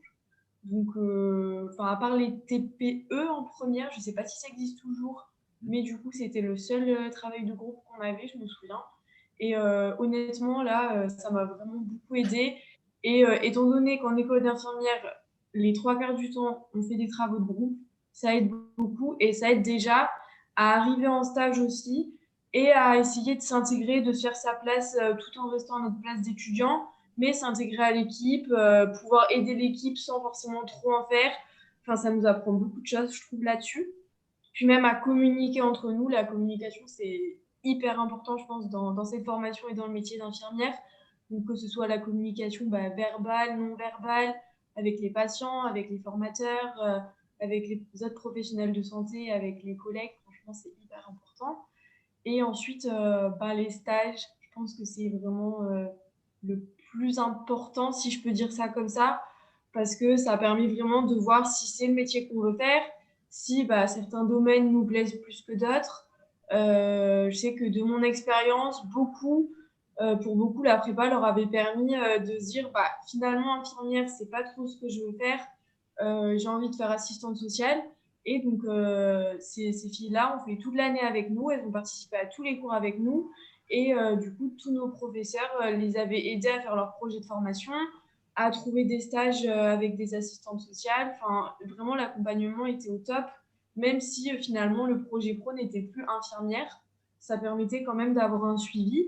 Et la prépa leur a été très utile à elle aussi. Et puis, ça a été très utile aussi forcément pour ceux qui ont pu confirmer leur projet pro et dire, voilà, c'est vraiment infirmière que je veux faire. Mais attention, moi, je constate que j'arrive pas à travailler sur des grosses promos.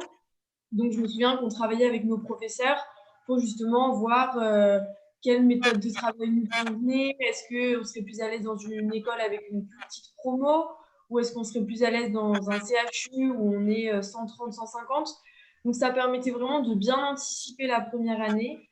Et moi, j'en ressors que du positif, honnêtement. C'est une année, je pense, qui m'a été très utile, tant sur le point personnel que professionnel, parce que c'est une année assez courte. On n'a pas vraiment parlé des périodes, mais moi, je me souviens que du coup, l'année dernière, on avait commencé début octobre et ça finissait, avec le confinement un petit peu plus tôt, mais on finissait fin mars, début avril. Et ça permet du coup, mine de rien, je sais que moi, du coup, mon stage en EHPAD, on m'avait proposé un job d'été par la suite. Donc ça fait toujours une expérience professionnelle en plus à mettre après sur le CV et sur Parcoursup. Et puis, ça permet de prendre le temps de réfléchir à vraiment ce qu'on souhaite pour la suite. Et je sais que, par exemple, tout ce qui était bénévolat, en règle générale, c'est vrai que quand on est au lycée, on n'a pas trop le temps de s'investir dans une association. Et là, la prépa nous laissait vraiment une journée par semaine pour du coup nous investir dans une association en groupe, autant qu'on voulait, autant qu'on pouvait. Et c'était vraiment chouette. En plus, c'était en groupe, donc c'était encore mieux. Et voilà. Très Et bien, toi, merci. Emma, quelqu'un te demande ce que tu as fait une fois que tu as terminé la prépa à partir de mars. Alors, bah, du coup, c'était le confinement, mais à partir de juin-juillet, du coup, j'ai été travailler en EHPAD en tant que KSH, donc pour faire le ménage dans un EHPAD. Et, euh, et puis ensuite, du coup, alors étant donné que j'avais pas été prise en école d'infirmière tout de suite, par sécurité, je m'étais fait un dossier aide-soignante pour passer ensuite par la voie professionnelle. Et donc, j'avais fait ma pré-rentrée en école d'aide-soignante sur Bordeaux aussi. Et puis voilà. Oui, pour rebondir sur ce que vient de dire Emma, pour rebondir sur ce que vient de dire Emma, effectivement, quand on construit le projet Parcoursup de l'étudiant, on essaye aussi de trouver d'autres voies d'orientation pour l'étudiant, autres que l'IFSI, parce que même si on essaye de valoriser au maximum le parcours de l'étudiant, voilà, il y a quand même pas mal de contraintes qui sont faites. On essaye toujours aussi de proposer d'autres voies pour les différents étudiants. Est-ce qu'il y avait, Carole et Freddy, d'autres questions qui étaient autour de ça? Oui, Virginie, on a des questions sur les modalités d'inscription en prépa. À partir de quand, comment, la sélection en prépa. D'accord. Alors, pour s'inscrire, vous pouvez le faire dès maintenant. Les inscriptions sont déjà ouvertes. On fonctionne par un système de préinscription, si vous le souhaitez, qui peut vous permettre de pouvoir vous préinscrire chez nous. Les modalités, en fait, tout simplement, il y a un dossier à nous remplir avec donc un certain nombre de documents à fournir, notamment les notes de première et terminale. Et ensuite, à réception du dossier, on le consulte, on regarde un petit peu le dossier, voir un petit peu comment on peut aider l'étudiant. Et ensuite, on fait la sélection des étudiants sur cette base-là. Mais c'est quelque chose où on pourra revenir un petit peu après sur le reste de la présentation, si vous voulez. Voilà, je voulais aussi présenter la prépa des aides-soignants et auxiliaires de périculture, mais si vous voulez, on pourra revenir un peu plus en détail sur les inscriptions juste après. Est-ce qu'il y avait d'autres questions? Non? Alors, je vais reprendre.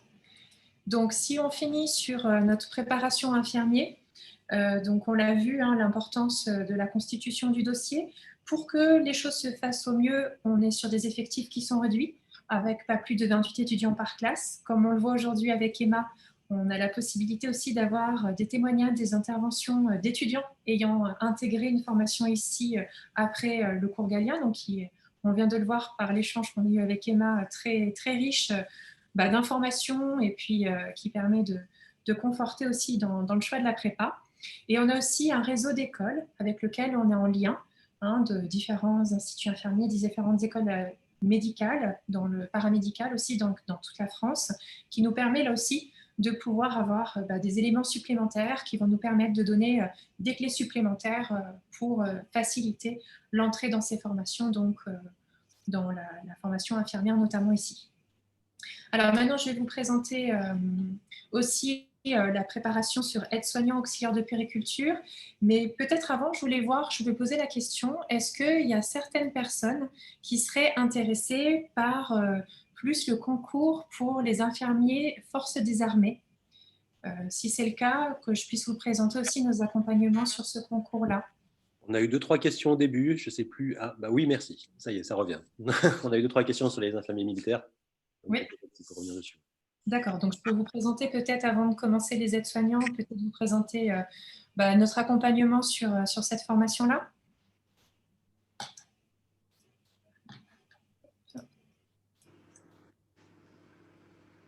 Donc, je donne juste suite.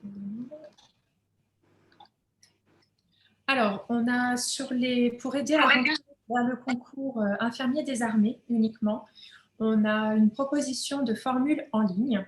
donc, qui là aussi va permettre aux étudiants de favoriser leur intégration sur ces concours-là.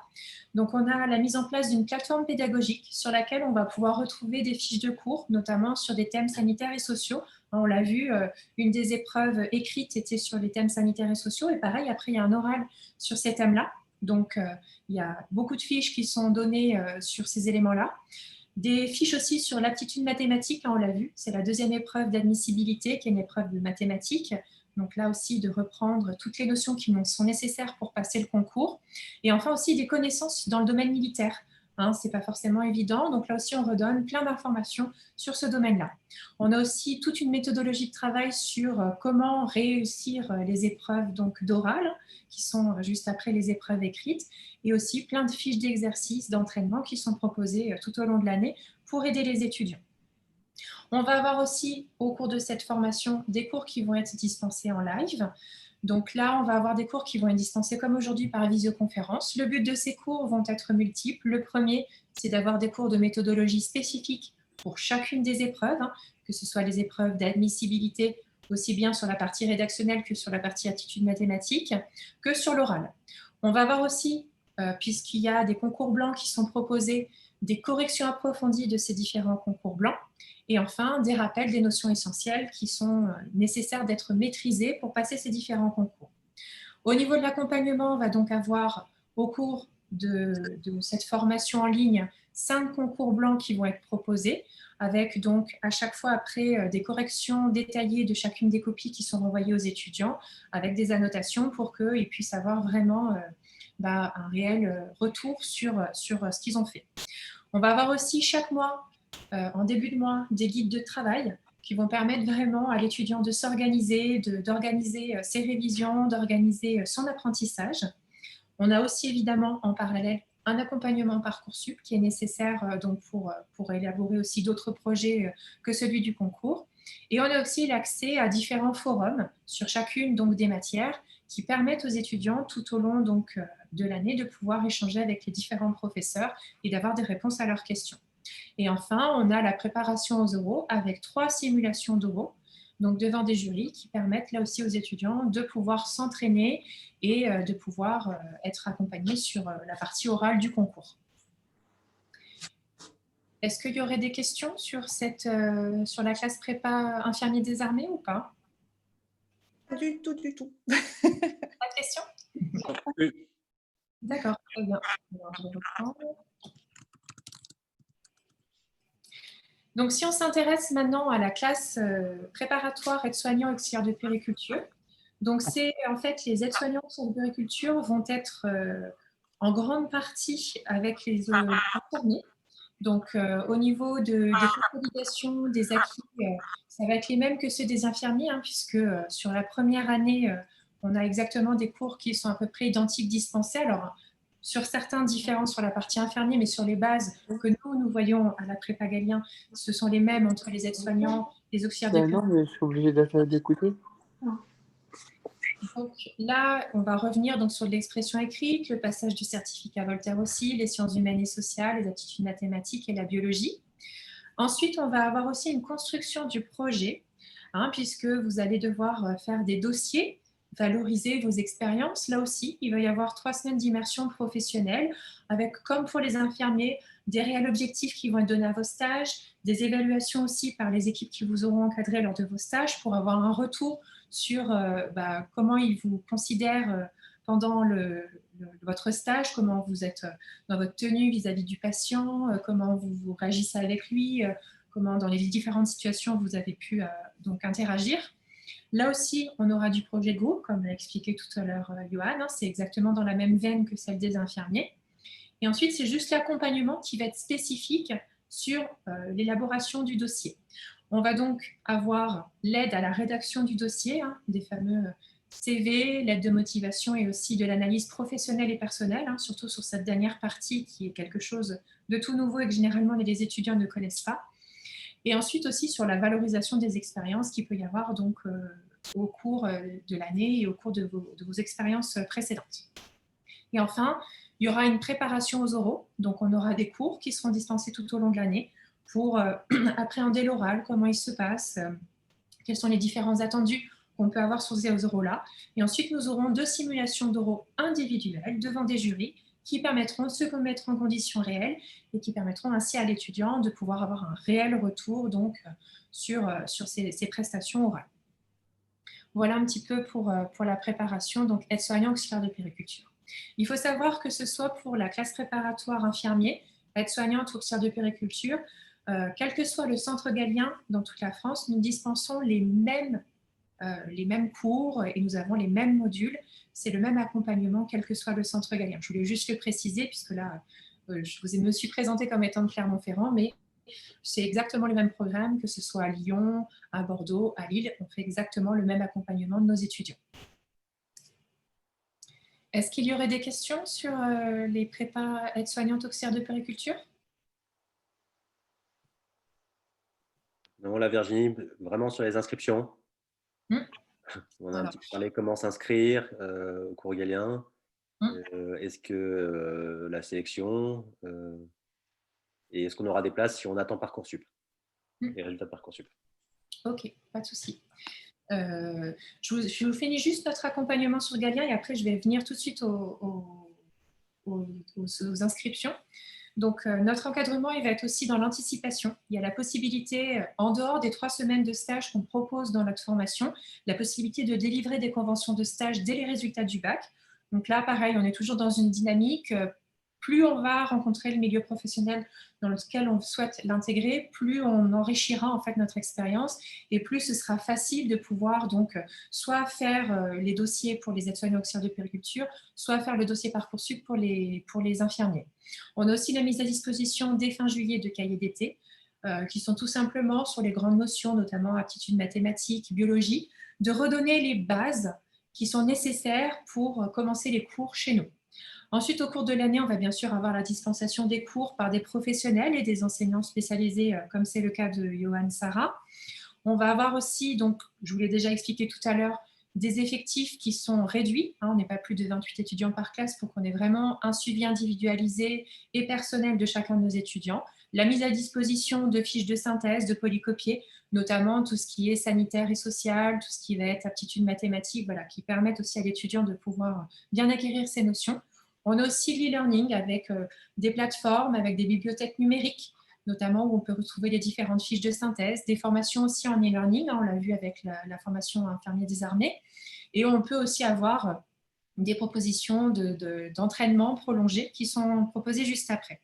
On a aussi un système d'évaluation tout au cours de l'année, on l'a vu, sur Parcoursup, il y a possibilité de pouvoir aussi déposer, de montrer qu'on a fait une année de préparation, de déposer les notes obtenues à la prépa ainsi que les appréciations qu'on a obtenues au cours de l'année.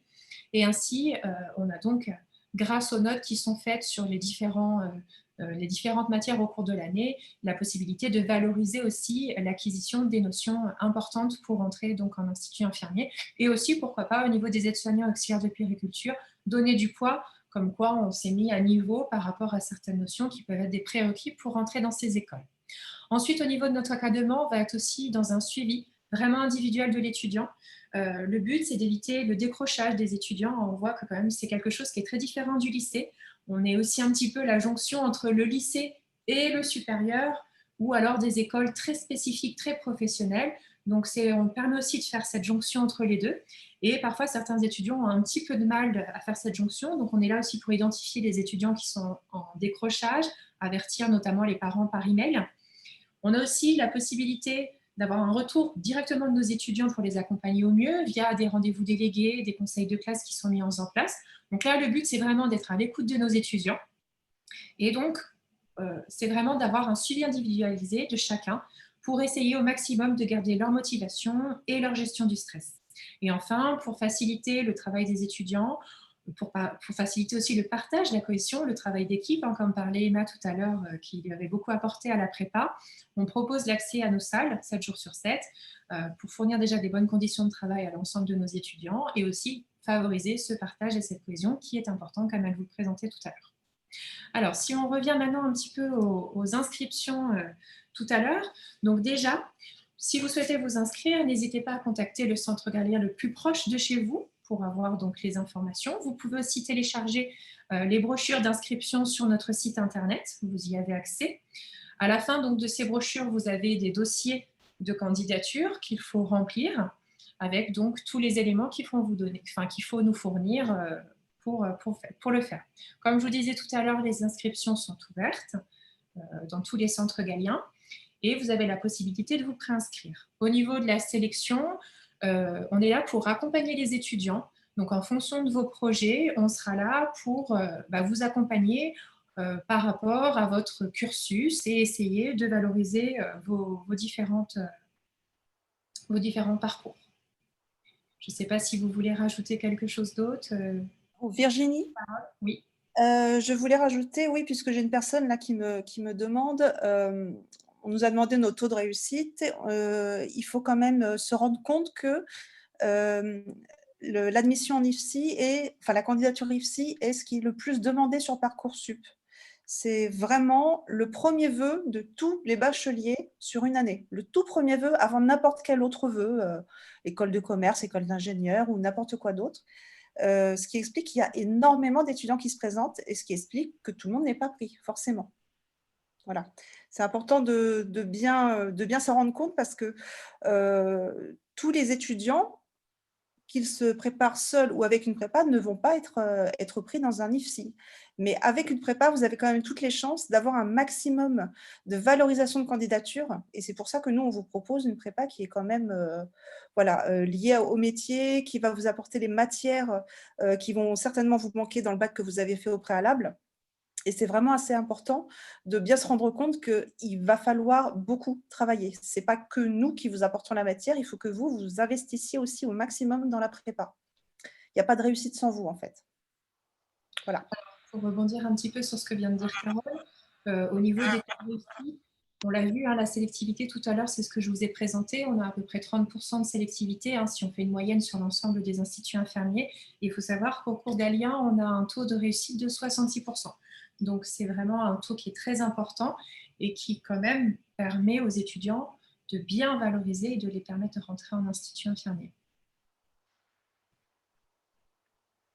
Est-ce qu'il y avait d'autres questions auxquelles on pouvait répondre?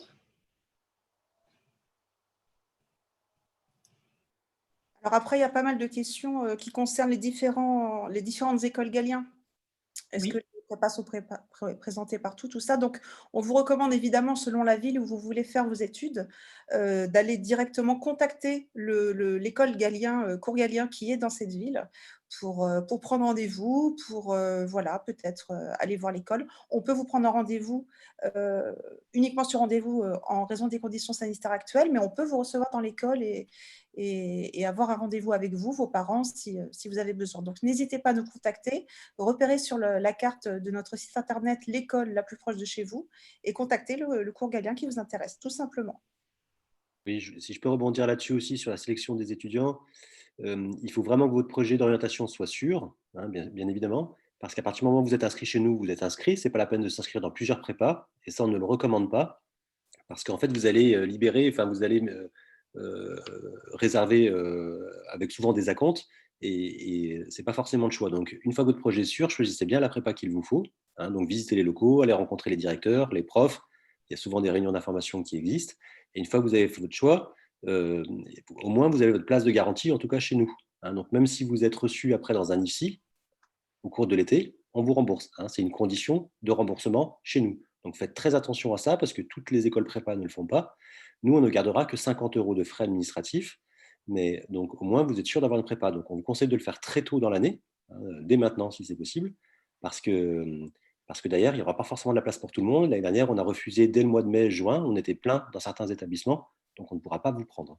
Donc, faites très attention. Sachez que de toute façon, si vous êtes pris dans un IFSI, on vous rembourse, on ne gardera que 50 €. Merci Freddy. Est-ce qu'il y aurait d'autres questions, Carole, qui seraient posées? Il y a pas mal de questions aussi, Virginie, sur les aides financières qu'il pourrait y avoir pour les prépas. On a répondu à l'écrit pour certains. Peut-être que si tu peux revenir dessus. Alors, pour les aides financières, ça va dépendre vraiment de votre projet et de votre situation.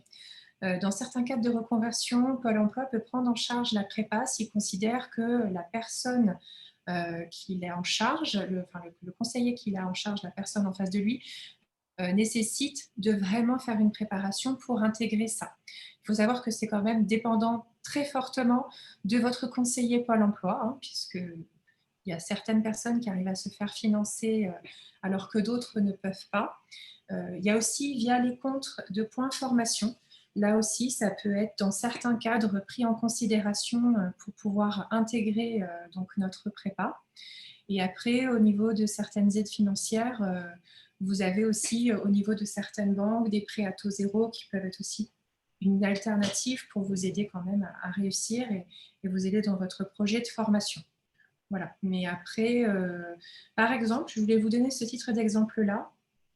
Peut-être vous n'aurez pas de financement sur l'année de formation à la prépa parce que ça ne rentrera peut-être pas dans le cadre de votre projet vis-à-vis de Pôle emploi ou du compte de points de formation.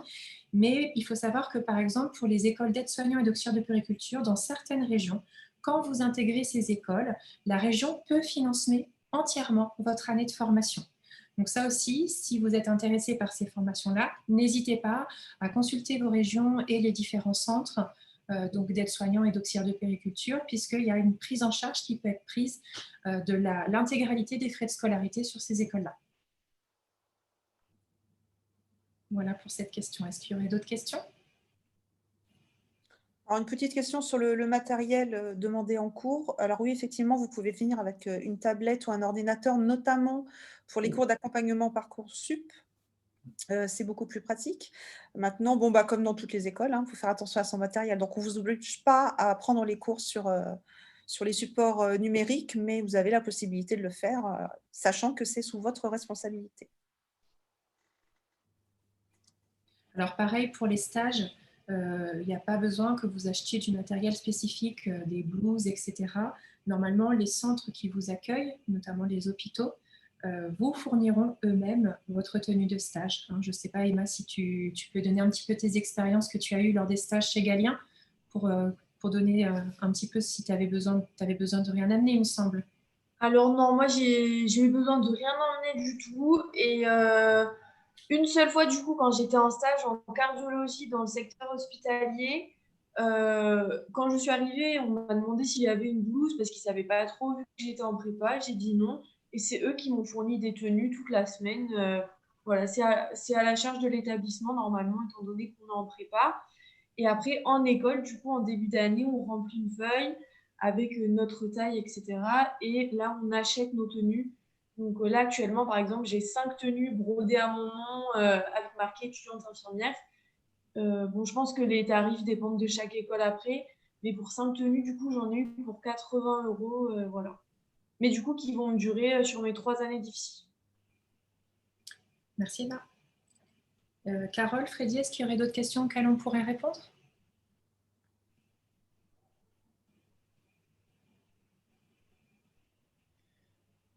Alors, la difficulté d'avoir une prépa à côté de chez soi et en attendant, qu'est-ce que je pourrais faire à la fac ou à BTS pour éventuellement attendre un an pour faire une prépa ou ne pas faire de prépa? Quelle formation vous conseillez?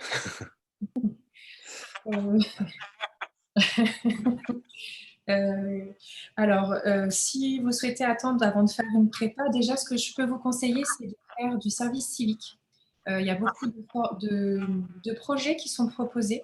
Alors, il y a différents types de projets. Il y a des projets qui sont sur le long terme, sur du court terme. Donc, n'hésitez pas à prendre contact près de chez vous au niveau des services civiques. Donc, de toute façon, ça sera un plus pour vous dans votre dossier. Ça peut être aussi de vous faire embaucher en tant qu'ASH, un petit peu comme l'a fait Emma l'été dernier, avant de commencer à rentrer en IFSI, de commencer aussi par la base du métier en faisant les ASH, notamment en ce moment avec les sursollicitations du personnel qu'on a aussi bien en aide-soignant ou autre. Ça peut être aussi de mettre un pied comme ça aussi dans le domaine, donc de pourquoi pas postuler dans différents EHPAD, hôpitaux ou autres. Après, au niveau de BTS, je ne connais pas de BTS qui permettrait de pouvoir rentrer après, qui vous donnerait du plus. Après, à la faculté, toute faculté où vous avez de la dispensation de cours de sciences et vie de la Terre ou des cours de mathématiques, où vous pourront vous servir pour faire cette année-là. Vous pouvez aussi aller vers les missions locales. Vous pouvez démarcher les missions locales ou Pôle emploi qui peuvent vous financer des stages pour faire, là aussi, commencer à faire des stages dans le métier d'aide-soignant, auxiliaire de puériculture ou infirmier pour commencer à préparer votre projet. Alors, j'ai deux petites réponses à apporter. Pour ergothérapeute, nous avons une prochaine réunion d'information. Donc, ce n'est pas le lieu. Je vais vous donner par écrit la date à laquelle vous pourrez vous inscrire. Et par contre, juste un petit distinguo sur les places. Alors, par rapport aux prépas en elles-mêmes, c'est-à-dire à la prépa du cours Galien, il y a très peu de places dans chaque ville. Parce qu'évidemment, on ne peut pas 15 classes, donc inscrivez-vous très tôt.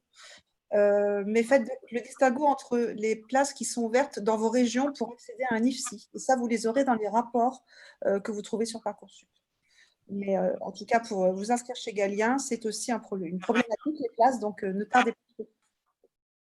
Et pour répondre à la question, la réunion d'information sur les ergothérapeutes, elle se fera le 15 décembre. Voilà. Est-ce qu'il y a d'autres questions, Freddy, qui sont sorties? Oui, encore Virginie, sur qu'est-ce qu'on garde comme participation financière si jamais l'étudiant est accepté en cours? Alors, si vous êtes inscrit chez nous, il y a un système d'acompte qui est versé. Et ensuite, si vous intégrez un institut de soins infirmiers, de soignants, une école de puériculture, nous ne conserverons que 50 €. La totalité du reste vous sera restituée au moment où vous serez intégré. Il faut juste savoir qu'on donne des dates, on donne généralement jusque fin septembre pour nous fournir ce justificatif-là. Au-delà, voilà, on considère que vous êtes inscrit chez nous. Mais voilà, jusque fin septembre, vous avez la possibilité, si vous avez été admis dans une école du paramédical, de pouvoir en fait annuler votre inscription chez nous et nous ne conserverons que 50 €. J'ai une question aussi sur les stages. Alors effectivement, dans 3 de nos établissements en France, nous proposons un stage intensif de préparation au concours IFSI. Donc c'est un stage, d'ailleurs, Carole peut en parler, puisque ça se fait sur Paris, Aix et Marseille. Donc uniquement ces 3 villes proposent un stage IFSI intensif, en tout cas cette année, de préparation. Carole, je ne sais pas si tu veux rebondir pour présenter un petit peu ce que c'est que le stage J'étais en train intensif. de rebondir, mais sans le micro, alors ça ne marchait pas. Le stage intensif, on va vous le proposer pendant les vacances de février. Alors, selon l'école, il faudra vous renseigner si c'est la première semaine ou la deuxième semaine de votre zone de vacances. C'est un stage d'une semaine qui va être d'une façon donc très condensée. Un accompagnement pour la candidature Parcoursup, des cours de biologie, des cours de calcul de dose, des apports mathématiques et des cours en sciences humaines et sociales. Voilà. On vous apporte dans un temps assez réduit, donc sur une semaine, les matières vraiment nécessaires pour donner un petit coup de boost à votre candidature. Sachant que ce sont des stages qui ont été pensés pour les étudiants de terminale, mais que si vous n'êtes pas en terminale et que vous avez déjà votre bac, vous pouvez aussi vous y inscrire sans aucun problème. Merci Carole. Et est-ce qu'il y aurait d'autres questions qui sont venues? Alors, on n'aide pas pour le logement, malheureusement. Alors, après, ça peut dépendre des écoles Galien. Certaines écoles peuvent avoir des réseaux professionnels pour les logements étudiants, mais ce n'est pas notre vocation en tout cas. Oui, ça, c'est vraiment dépendant des villes. Il y a des villes comme par exemple Clermont-Ferrand où l'accès au logement est plus facilité que sur Paris. Vous imaginez bien qu'au niveau immobilier, ce n'est pas la même chose. Après, voilà, on reste quand même, les centres Galiens, souvent dans des zones universitaires. Donc, il y a quand même la possibilité de pouvoir accéder à des logements. Et pour certains, on a parfois certains partenariats qui peuvent être mis en place avec des logements particuliers. Il y a quelque chose que je voudrais mettre en avant et je suis sûre que Emma, sans la connaître personnellement, ne pourra pas me dire le contraire. Chez Galien, on essaie de faire en sorte qu'il y ait un esprit d'équipe dans les classes. On va vous faire travailler ensemble, on va vous faire faire des projets ensemble. Tout simplement parce que c'est plus facile d'être à plusieurs sur ce travail de révision pendant toute l'année et parce que l'esprit d'équipe, c'est un esprit qui se retrouve dans le métier d'infirmière ou d'infirmier.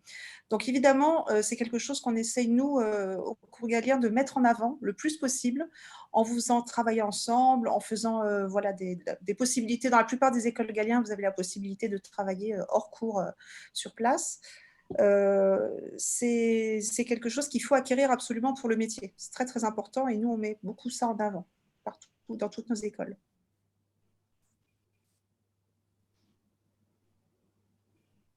Est-ce qu'il y a d'autres questions? Alors, il y a Chloé qui demande quand est-ce qu'on sait si on est accepté dans la... Quand est-ce qu'on... Oui. Chloé, vous serez acceptée dans la prépa quand vous aurez envoyé votre dossier d'inscription. Et on vous contacte si elle était acceptée dans notre école. Donc, il faut envoyer son inscription à l'école souhaitée. Et puis, on vous recontacte après. Voilà, réception du dossier, on recontacte rapidement l'étudiant pour savoir si votre dossier est accepté ou non dans l'école. Est-ce qu'il y aurait d'autres questions qui seraient là sur les derniers instants, sur tout ce qu'on a présenté, le métier, Parcoursup, aide-soignant, auxiliaire de puériculture, infirmier? Carole, le prix du stage, des questions sur le prix du stage et quand est-ce qu'il faut s'inscrire pour le stage intensif, éventuellement? Tout de suite, hein, parce que là, on est déjà sur les dernières places. Il est à 360 € le stage. Voilà, paiement en 3 fois. C'est pas une grosse manne financière. Et encore une fois, n'hésitez pas à aller voir les missions locales de vos villes respectives. N'hésitez pas.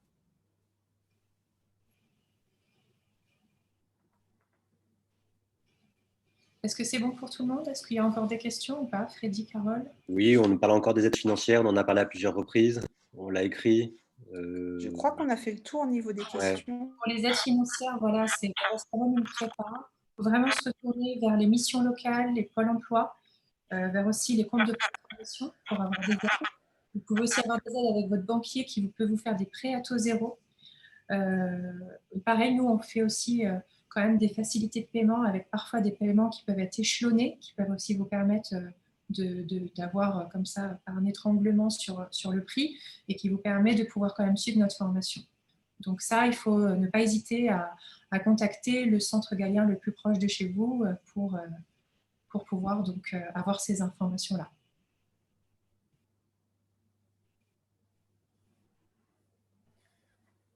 Carole, est-ce qu'il y aurait d'autres questions? Je crois que là, on a beaucoup de commerce, non? On va peut-être mettre... Ouais, on va envoyer le lien pour voir le replay de la réunion par email à tous ceux qui se sont inscrits à la réunion. Voilà. Très bien. Mais en tout cas, on vous remercie à tous d'avoir participé à cette réunion. S'il y a eu des petits problèmes de connexion, quoi que ce N'hésitez soit. pas à nous solliciter si vous avez des questions encore, à solliciter les centres près de chez vous qui sont là pour vous aider, vous accompagner et répondre à l'ensemble de vos questions. En tout cas, merci beaucoup de votre participation ce soir. Merci beaucoup. Merci. Merci. Virginie, merci Emma, merci tout le monde. Au revoir. Au revoir.